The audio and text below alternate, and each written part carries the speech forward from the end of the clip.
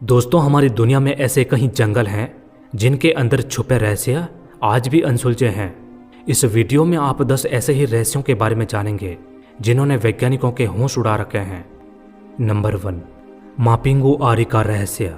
दोस्तों, अमेज़न में रहने वाली जनजातियों का ये मानना है कि मापिंगु आरी नाम का एक राक्षस इसी जंगल में रहता है। जनजाति के लोगों का कहना है कि मापिंगु आरी 7 फीट लंबा है, इसके बाल उलझे हुए हैं और वो इतनी भयंकर गंध छोड़ता है कि कोई भी उसके करीब नहीं जा सकता। कहते हैं कि मापिंगु आरी का पेट ही उसका मुंह है और उसकी एक ही आंख है, और जब कोई आदमी जंगल का अपमान करता है तो मापिंगु आरी का प्रकोप उसके ऊपर लग जाता है। वैसे वैज्ञानिकों को अमेज़न के जंगल में मेगाथेरियम नामक एक विशालकाय जीव के फॉसिल्स मिले थे और इसीलिए ये माना जाता है कि ये जानवर शायद मापिंगु आरी की कहानियों का आधार हो सकता है। दरअसल मेगाथेरियम नाम का ये जीव अमेज़न के जंगल में रहता था, लेकिन जब इंसान अमेज़न के जंगलों में पहुंचे तो ये जीव विलुप्त हो गया। अब वैसे तो वैज्ञानिकों को मापिंगु आरी के कोई सबूत नहीं मिले, लेकिन ये जीव आज भी एक रहस्य बना हुआ है। नंबर 2, पापुआ न्यू गिनी की रहस्यमयी मम्मियाँ। दोस्तों, पापुआ न्यू गिनी में अंगा नाम की एक जनजाति है। ये लोग शवों का मम्मीकरण काफी अनोखे और रहस्यमयी तरीके से करते थे। इन लोगों का मम्मीकरण मिस्र की मम्मीकरण से काफी अलग था। जब इस जनजाति में किसी आदमी की मृत्यु हो जाती थी तो उस शव से नमी निकालने के लिए ये लोग गर्मी का उपयोग करते थे। सबसे पहले शव को आग के ऊपर लटका दिया जाता था और शरीर को जलने से बचाते हुए धीरे धीरे सुखाया जाता था। उसके बाद कोहनी, घुटने और पैरों के ऊपर एक कट लगाया जाता था और बांस के डंडों से शरीर के तरल पदार्थ को बाहर निकाला जाता था। उसके बाद दूसरे लोग उस तरल पदार्थ को अपने शरीर पर लगाते थे और शौक मनाते थे। बाद में वो लोग उस शव को गांव के सामने एक चट्टान पर खुले में रख देते थे ताकि वो शव सूख भी सके और वो मृतक पूरे समुदाय पर नजर भी रख सके। 1907 में ब्रिटिश खोजकर्ता चार्ल्स इस अंगा जनजाति के पास गए थे और उन्होंने इस जनजाति की इस प्रक्रिया को देखा था। लेकिन जब चार्ल्स वापस आए तो उन्होंने कहा कि ये लोग तो खून के प्यासे हैं। उन्होंने इस प्रक्रिया की काफ़ी बुराई की और कहा कि ऐसा हमारी दुनिया में नहीं होना चाहिए था। वैसे आज के इतिहासकार चार्ल्स को झूठ बताते हैं। इतिहासकारों का कहना है कि चार्ल्स ने अपनी कहानी ज़्यादा ही बढ़ा चढ़ा कर बताई थी। वैसे दोस्तों, अंगा जनजाति की ये परंपरा 1950 में ही खत्म हो गई। दरअसल इन लोगों के पास ईसाई लोग पहुंच गए और उन लोगों ने इस प्रक्रिया को खत्म करवा दिया। आज इस जनजाति के पास अपने पूर्वजों की मम्मियाँ हैं। वो लोग उन्हें काफ़ी सुरक्षित रखते हैं। वैसे वैज्ञानिक आज तक ये नहीं समझ पाए हैं कि अंगा जनजाति के लोगों ने ऐसी परंपरा क्यों शुरू की। वैज्ञानिक मानते हैं कि मम्मीकरण के कारण और प्रक्रियाओं के पीछे छुपे रहस्य शायद कभी उजागर नहीं हो सकेंगे। नंबर 3, मायांतो याकू की लाल गर्म नदी। मध्य पेरू के पुकाल्पा शहर के पास एक अद्भुत रहस्य है। एक नदी जिसे मायांतो याकू कहते हैं, ये कोई साधारण नदी नहीं है, ये उबलती हुई नदी है। इस नदी का पानी इतना गर्म है कि कोई जानवर यदि इसमें गिर जाए तो वो तुरंत ही मारा जाएगा। ये नदी करीब 6.4 किलोमीटर लंबी है और इसकी गहराई 16 फीट है।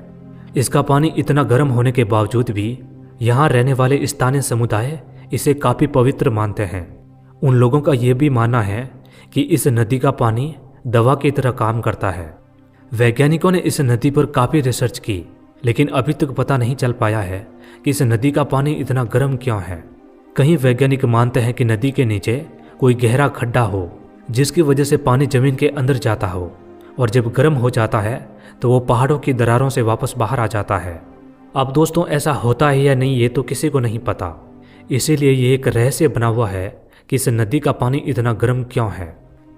नंबर 4, बारो कोलोराडो के विचित्र खोए हुए पक्षी। दोस्तों, पनामा के बारो कोलोराडो द्वीप पर कभी पक्षियों का जादुई संसार बसा था। यहाँ 200 से भी ज़्यादा प्रजातियाँ पाई जाती थी, लेकिन आज 1/4 प्रजातियाँ यहाँ से गायब हो चुकी है। और हैरानी की बात तो यह है कि वैज्ञानिकों को भी नहीं पता कि ऐसा क्यों हुआ। दरअसल वैज्ञानिक मानते हैं कि 1914 में जब पनामा नहर का निर्माण हुआ तो नहर के साथ गैटून झील का जल स्तर बढ़ गया, जिसकी वजह से पानी बारो कोलोराडो के आसपास की घाटियों में भर गया। वैज्ञानिक कहते हैं कि घाटी में पानी भरने के कारण शिकारी जीव मारे गए और इसी से बंदर और स्तनधारी जीवों की संख्या बढ़ गई। ये जीव पक्षियों के अंडों को नष्ट कर देते थे और इस तरह पक्षियों की प्रजातियां विलुप्त हो गई। अब हैरानी की बात तो यह है दोस्तों कि सन 2000 तक इस जंगल से 45 से ज़्यादा प्रजातियां विलुप्त हो गई। वैज्ञानिक आज भी इन पक्षियों पर रिसर्च कर रहे हैं, लेकिन अभी तक यह रहस्य बना हुआ है कि ये प्रजातियां क्यों विलुप्त हो रही है।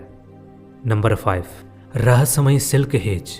दोस्तों आप जानते ही होंगे कि मकड़ियाँ रेशम का इस्तेमाल कर जाला बुनती है, लेकिन पेरू के घने जंगलों में एक अनजान प्रजाति की मकड़ी कुछ ऐसा कर रही है कि वैज्ञानिक भी हैरान रह गए हैं। यह है सिल्क हेज, एक रहस्यमयी रेशम संरचना जो दिखने में इंग्लैंड के स्टोन हेज का छोटा रूप लगती है। इसके बीच में एक शंकु बना हुआ है और चारों तरफ खंभे हैं।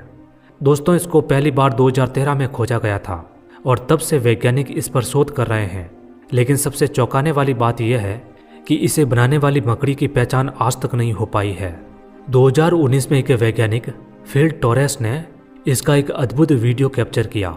उनका मानना है कि ये संरचनाएं मकड़ी के अंडों की सुरक्षा के लिए बनाई जाती है, लेकिन वैज्ञानिक आज तक इन्हें बनते हुए देख नहीं पाए हैं।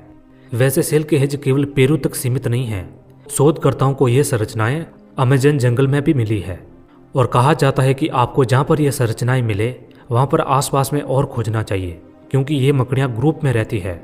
वैज्ञानिक मानते हैं कि इसके निर्माण के पीछे कोई खास मकड़ी हो सकती है, लेकिन ये मकड़ी और इसकी ये संरचना आज भी एक रहस्य बनी हुई है।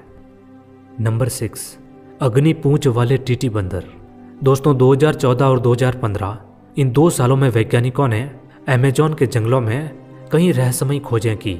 2 सालों में वैज्ञानिकों को 400 नई प्रजातियां मिल गई, लेकिन इन प्रजातियों में एक प्रजाति काफ़ी विशेष थी जिसने वैज्ञानिकों को भी हैरान कर दिया। दरअसल दोस्तों 2010 में इस बंदर को अमेजन के जंगल में पहली बार देखा गया। इस बंदर की चमकदार लाल पूंछ ने वैज्ञानिकों का ध्यान खींचा, लेकिन इनकी संख्या काफ़ी कम थी, इसलिए वैज्ञानिक ज़्यादा इनके बारे में जान नहीं पाए। दोस्तों इन टीटी बंदर का पूरा जीवन पेड़ों पर बीतता है। ये घने और ऊंचे आवासों में रहते हैं। यही वजह रही कि वैज्ञानिक इनके बारे में ज़्यादा जान नहीं पाए, क्योंकि ये बंदर बड़ी मुश्किल से नजर आते थे। ये जीव वैज्ञानिकों के लिए आज भी एक रहस्य बना हुआ है। नंबर 9, अमेजन के प्राचीन पशु गुफा चित्र। दोस्तों साउथ अमेरिका एक ऐसा महाद्वीप जिसे मानव ने सबसे अंतिम बार बसाया।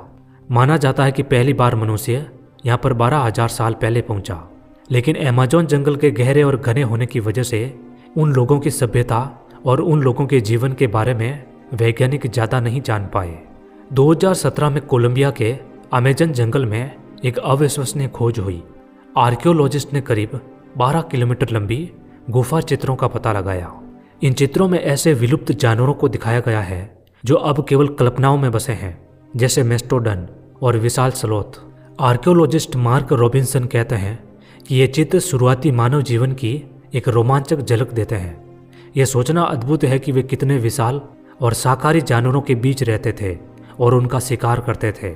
वैसे वैज्ञानिक आज भी इन चित्रों पर शोध कर रहे हैं और इन्हें समझने की कोशिश कर रहे हैं। नंबर 10, दोस्तों वैसे तो वैज्ञानिकों ने दुनिया के हर कोने को छान लिया है, लेकिन फिर भी हमारी धरती पर ऐसी कई जगहें हैं जहां पर इंसान आज तक नहीं जा पाया।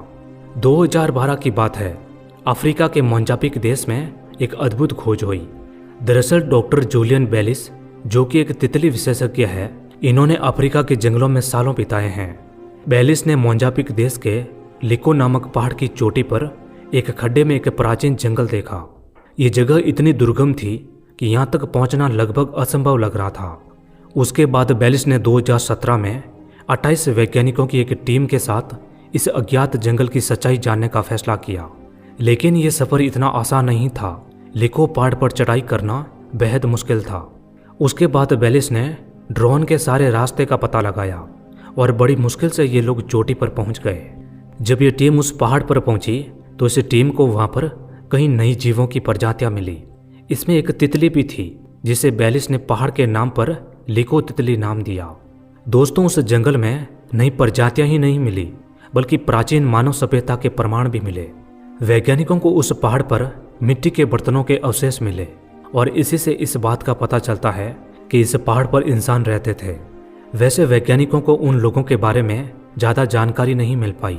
वैज्ञानिक ये भी नहीं समझ पाए कि वो लोग आखिर इस पहाड़ पर चढ़े कैसे और उनका जीवन कैसा था, वो लोग कौन थे और वो अपना जीवन किस तरह जीते थे, ये आज भी एक रहस्य बना हुआ है। परिपकुरा जनजाति के आखिरी लोग। दोस्तों, अमेज़न के घने जंगलों में एक दुनिया छुपी हुई है, एक ऐसी दुनिया जहाँ बाहरी दुनिया की कोई गूंज नहीं पहुंचती। यहाँ पर कई जनजातियाँ रहती है जो अपनी पुरानी परंपराओं और खानाबदोश जीवन शैली के साथ जीवित है। वैसे इन जनजाति के लोगों को तितली लोग भी कहा जाता था। ये जनजाति ब्राजील के पश्चिमी जंगल में रहती थी। लेकिन दोस्तों, कभी इन जनजाति में करीब 20 लोग रहते थे, लेकिन आज इनकी संख्या पूरी तरह घट चुकी है। इस जनजाति को पहली बार 1997 में देखा गया, जब परिपकुरा जनजाति के 2 लोग इस जंगल से बाहर आ गए। देखा गया कि वो दोनों लोग काफ़ी बीमार थे। जब उन्हें अस्पताल पहुंचाया गया तो उन दोनों लोगों ने डॉक्टर को कहा कि उनके समुदाय के ऊपर आक्रमणकारियों ने हमला किया था, जिसमें उसके सभी साथी मारे गए। बाद में वो दोनों लोग अस्पताल में ठीक हो गए और वापस जंगल में चले गए। दोस्तों, कहा जाता है कि ये जनजाति खानाबदोश है। ये अपने ठिकाने बदलते रहते हैं। 2021 में ब्राजील की सरकार ने एक बड़ा कदम उठाया और परिपकुरा जनजाति के लिए 6 लाख एकड़ जमीन इनके नाम घोषित की। लेकिन अब इस जनजाति में कितने लोग बचे हुए हैं, ये किसी को नहीं पता। वैज्ञानिक कहते हैं कि अमेज़न जंगल में अवैध कटाई और खनन केवल जंगलों को नुकसान नहीं पहुंचाती, बल्कि यहाँ रहने वाले जनजाति के लोग भी खतरे में पड़ चुके हैं। वैसे अमेज़न जंगल की ऐसी कई जनजातियाँ हैं जो आज खतरे में है। यदि उन्हें बचाने का प्रयास नहीं किया गया तो आने वाले कुछ ही सालों में वो जनजाति खत्म हो जाएगी। लेकिन वैज्ञानिकों के लिए परिपकुरा जनजाति आज भी एक रहस्य बनी हुई है। उम्मीद है दोस्तों, वीडियो आपको पसंद आया होगा। यदि वीडियो अच्छा लगा हो तो वीडियो को लाइक और चैनल को सब्सक्राइब जरूर कर देना। मिलते हैं अगले वीडियो में।